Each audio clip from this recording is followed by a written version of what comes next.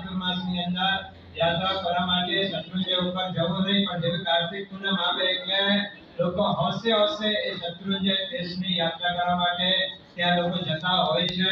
આજનો દિવસ એટલે કે દ્રાવિડ અને વારીખીલ સાથે સંકળાયેલો આ પર્વ ઋષભદેવ પરમાત્માના 100 સુપુત્રો, એમાં 100 પુત્રોના એક પુત્ર એટલે દ્રવિડ, એ દ્રવિડના બે પુત્રો એટલે દ્રાવિડ અને વારીખીલ, જે સાઉથ ઇન્ડિયા છે એ જમાનામાં દ્રવિડ નામથી દેશ ઓળખાતો હતો। આ દ્રવિડ નામનો જે વ્યક્તિ થઈ ગયા ઋષભદેવ પરમાત્માના સુપુત્ર, એમના નામ ઉપરથી આ રાજ્ય બન્યું દ્રવિડ દેશ। એ દ્રવિડના બે પુત્ર દ્રાવિડ અને વારીખીલ, દ્રવિડ જ્યારે દીક્ષા લીધી, ઋષભદેવ પરમાત્માના 100 સુપુત્ર એમાં ભરત અને બાહુબલીને જવા દો, એના સિવાયના 98 ભાઈઓ એક સાથે ઋષભદેવ પરમાત્માના ચરણોમાં પોતાના જીવનનું સમર્પણ કર્યો હતો।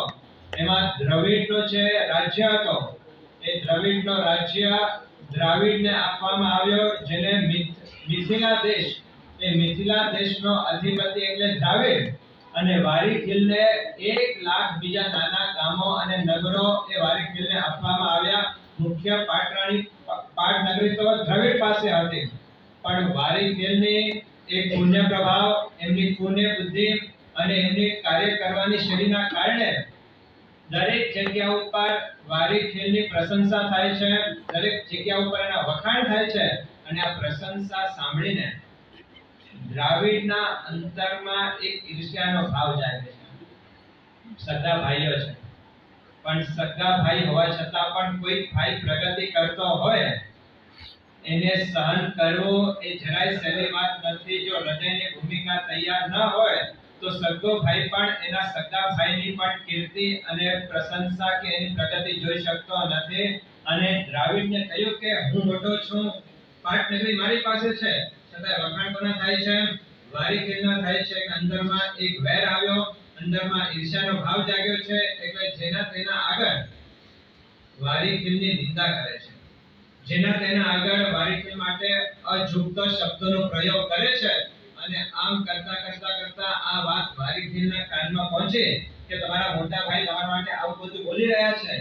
જ્યાં સાંભળ્યું ત્યાં વારીખીલના મનની અંદર એક અંતરમાં ક્રોધ જાગ્યો કે મારો સગો ભાઈ છે, હું તો ક્યારે પણ મિથિલા માટે કંઈ બોલતો નથી, હું ક્યારે દ્રવિડ માટે કંઈ બોલતો નથી, ક્યારે એમના રાજ્ય ઉપર આક્રમણ કરતો નથી, પણ મારો સગો મોટો ભાઈ હોવા છતાં પણ મારા માટે કસાતું બોલે છે, આ બરાબર કહેવાય નહીં। અને કદાચ મારા ઉપર આજે નહીં તો કાલે કદાચ યુદ્ધનો હુમલો પણ કરે, પણ એ હુમલો કરે એના પહેલા હું હુમલો કરું, આવા ભાવ સાથે વારીખીલે 10 કરોડની સેના તૈયાર કરી છે। અને એ 10 કરોડની સેના દ્રાવિડ સાથે યુદ્ધ કરવા માટે નીકળી છે। ગુપ્તચરમાંથી દ્રાવિડને સમાચાર મળ્યા કે મોટી સેના આવી રહી છે, તમારા પર હુમલો થવાનો છે, એટલે દ્રાવિડે પણ 10 કરોડની સેના તૈયાર રાખેલી હતી।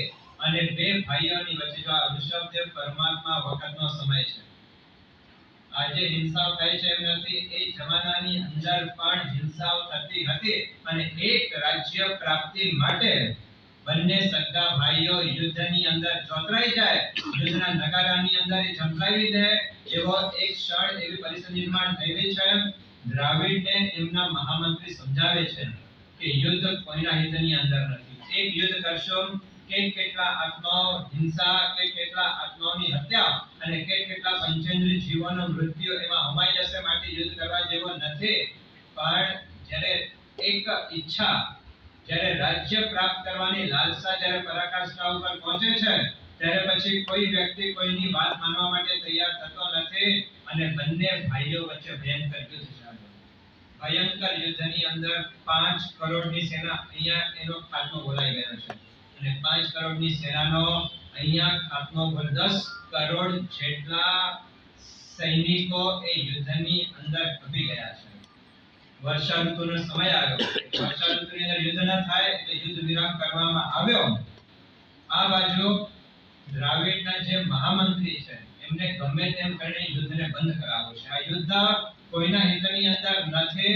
બહુ પ્રયત્ન કર્યો પણ ક્યાંય વાત મગજમાં બેસતી નથી। એટલે એક વખત મહામંત્રી એક કામ કરો, જો બાજુમાં શ્રીવિલાસ નામનો એક તપોવન છે, ત્યાં ઘણા બધા તાપસો પાપ મુક્તિ માટે આરાધના કરી રહ્યા છે, એટલે યુદ્ધ તો કરવાનો છે નહીં, એક કામ કરો આપણે ત્યાં જઈએ અને કંઈક ઉપદેશ તે સાંભળી આવે અને એ શ્રીવિલાસ નામના તપોવનની અંદર સુબલ્ગુ નામના એક અગ્રણી તાપસ્યા તપ કરતા હતા.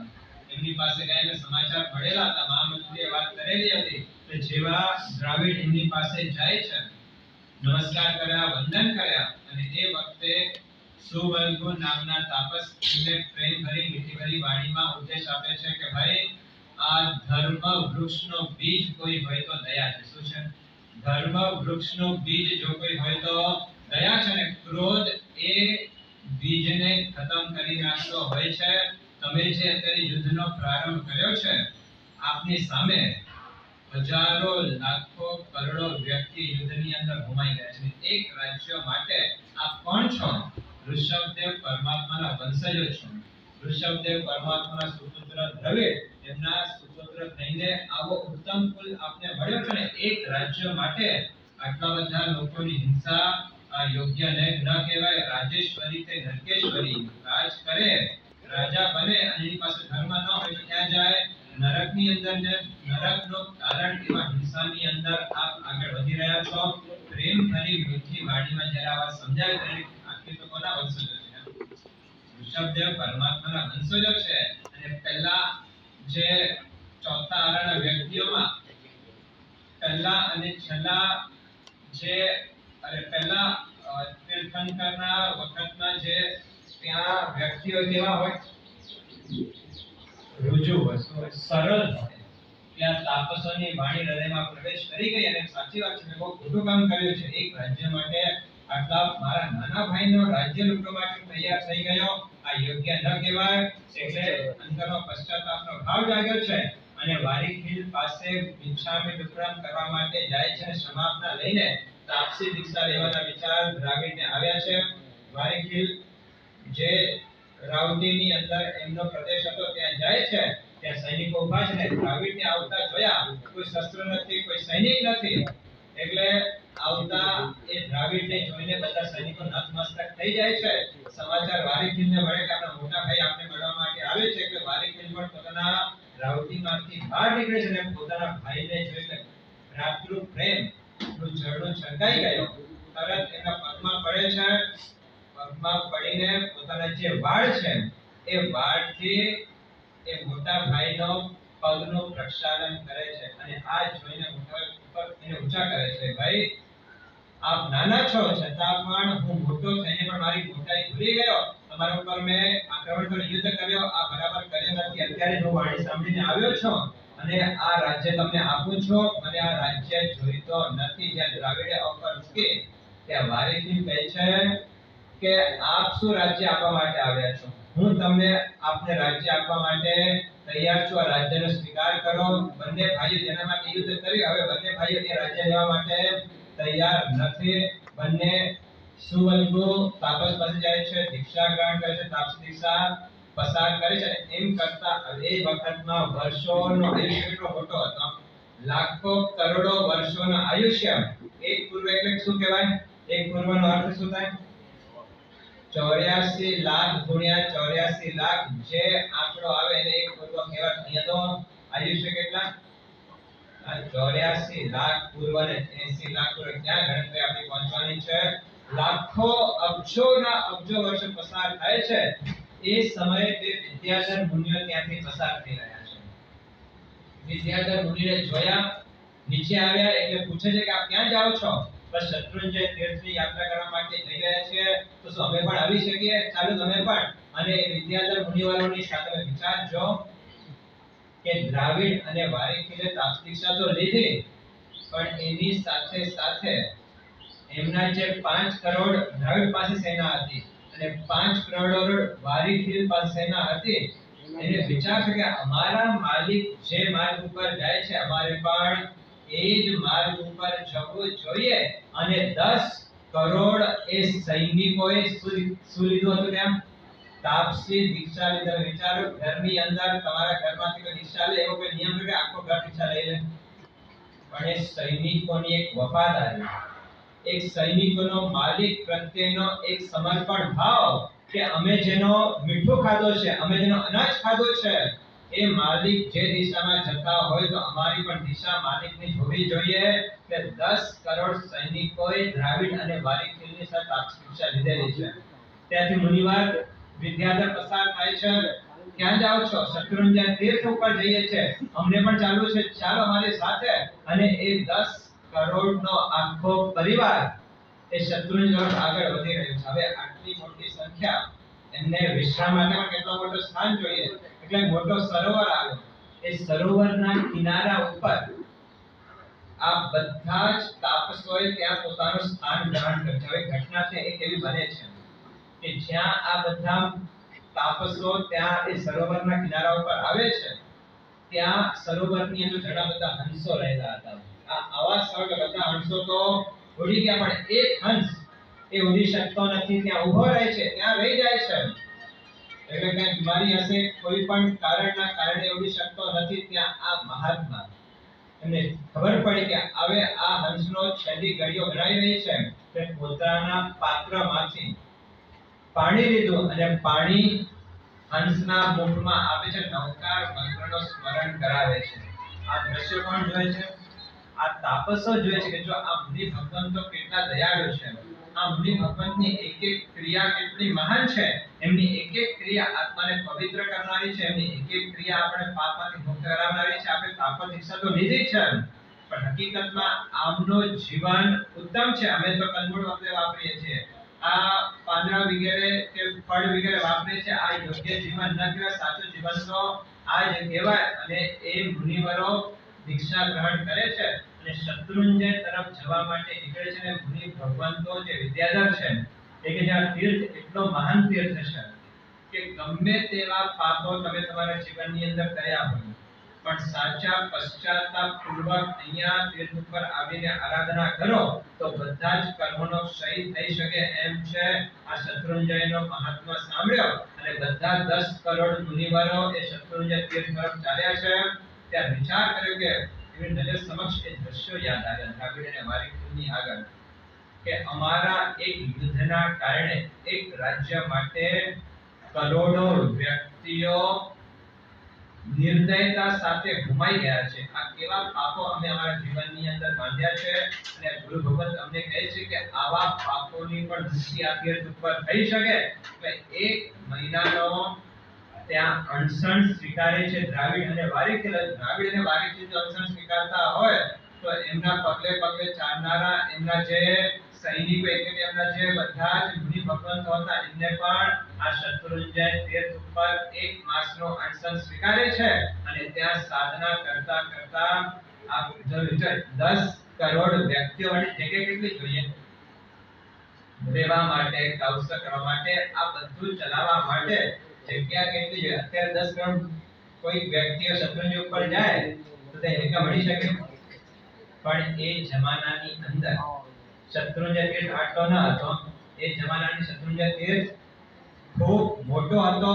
એ કાલ કર્મના પ્રભાવથી એ શત્રુંજય તીર્થ અત્યારે નાનો થઈ ગયો છે. આવતા આવતા છેલ્લે કેટલો રહેશે? 7 આસનો માત્ર શત્રુંજય તીર્થ રહેવાનો છે. પણ અનંત આત્મા આ તીર્થ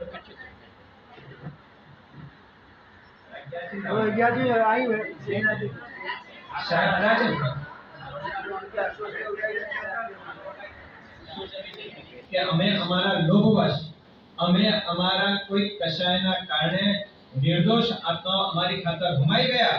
આ અમારા જીવનમાં બહુ મોટો કલંક લાગેલો છે. કૃષ્ણદેવ પરમાત્માના વંશજો હોવા છતાં પણ અમે એક રાજ્ય માટે યુદ્ધની અંદર અમે ઝંપલાવી નાખ્યો અને પોતાના જીવનની અંદર એક પશ્ચાતાપનો ભાવ અને શત્રુંજય તીર્થ જેવો એક આધાર મળી ગયો. શત્રુંજય તીર્થ જેવો એક આલંબન મળી ગયો.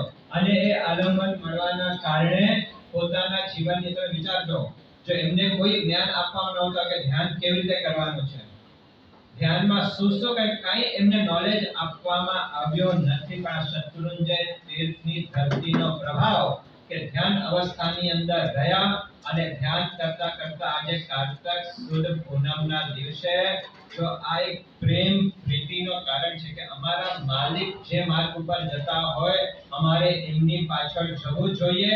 એક કુવા પર તમારે પણ કુવામાં પડવાનું, પણ માલિકની પાછળ અમારે જવાનું. આ પ્રીતિ, એક ભક્તિ, એક સમર્પણના કારણે 10 કરોડ મુનિવરો આ શત્રુંજય તીર્થ ઉપર આજના દિવસે ધ્યાન ધરતા ધરતા કાર્તિક સુદ પૂનમના દિવસે 10 કરોડ મુનિવર આજે પોતાના આત્માનું કલ્યાણ સાધીને અષ્ટ કર્મથી રહિત બનીને આજે પવિત્ર તીર્થ ઉપર એ સિદ્ધિ ગતિની અંદર ગયા છે। આજે એ કાર્તિક પૂનમના આરાધના કરતા આપણે ખૂબ હૃદયના ભાવ સાથે એ શત્રુંજય તીર્થને આપણે સ્મરણ કરીએ।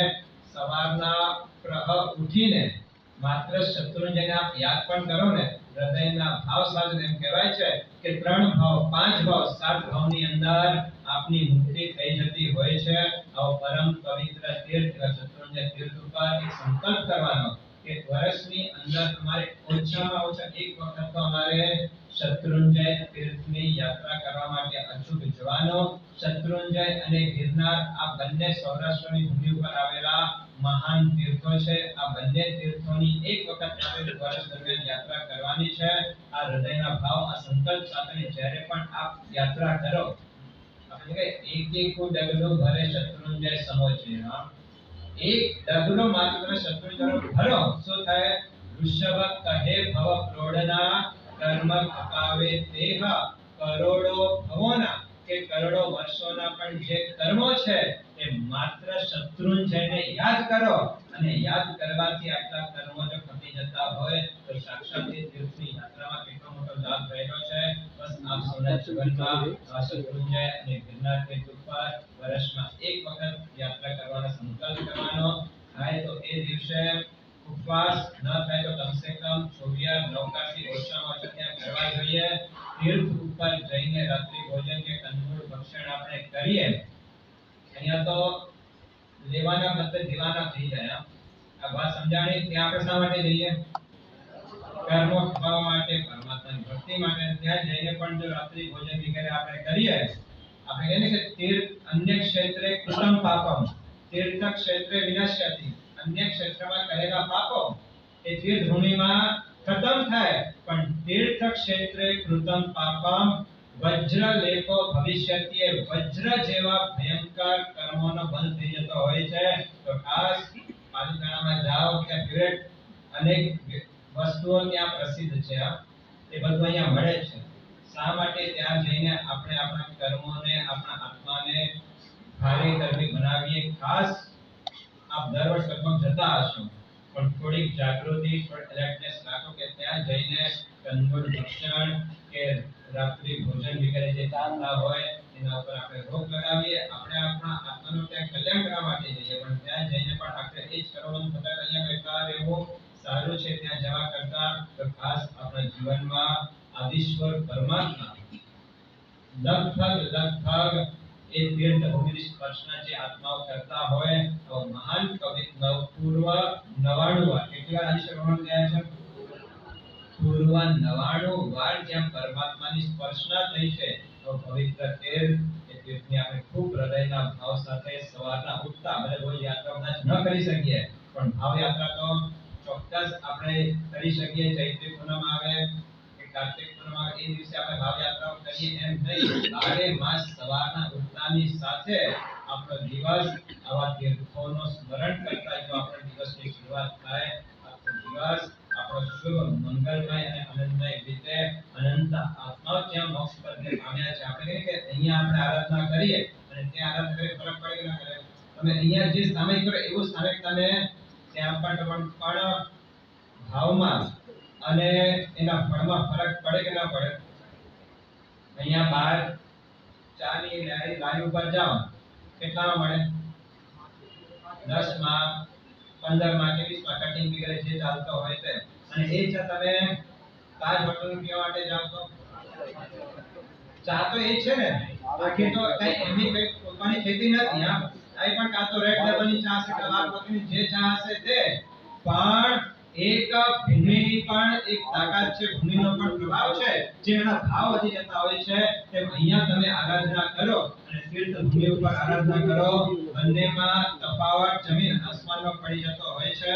વર્ષ દરમિયાન આપણે એ તીર્થની યાત્રાઓ કરીએ શક્તિ હોય તો આપણે કરીએ અને શક્તિ હોય તો બીજાને પણ તીર્થ યાત્રાઓ કરાવી। આપણે ત્યાં પર્યુષણમાં આપણે કહીએ કે 11 વાર્ષિક કર્તવ્ય બતાડે છે એમાં એક તીર્થ યાત્રાનો પણ એક કર્તવ્ય શ્રાવકને બતાડવામાં આવેલો છે. આપણે પણ યાત્રા કરીએ અને આપણા જે કલ્યાણ મિત્રો હોય, સ્નેહી સ્વજનો છે, એમને પણ એ તીર્થોની શત્રુંજય છે, ગિરનાર છે કે આવા જે પણ પવિત્ર તીર્થ સમેત શિખર છે, આ પવિત્ર તીર્થોની આપણે યાત્રાઓ કરાવીએ અને મગજમાં એક સંકલ્પ કરજો જીવનની અંદર કે જો પરમાત્માની અમારા પર કૃપા થાય તો શ્રાવકોએ પોતાના જીવન દરમિયાન એક વખત પણ નાનો પણ છરી પાડતો સંગ પોતાના જીવનની અંદર કઢાવવો જોઈએ. એ જમાનામાં આપણે ખ્યાલ છે વિક્રમાદિત્ય વિગ્રહ સમયમાં એક છરી પાડ સંગમાં કેટલા યાત્રિકો હોય ખ્યાલ છે?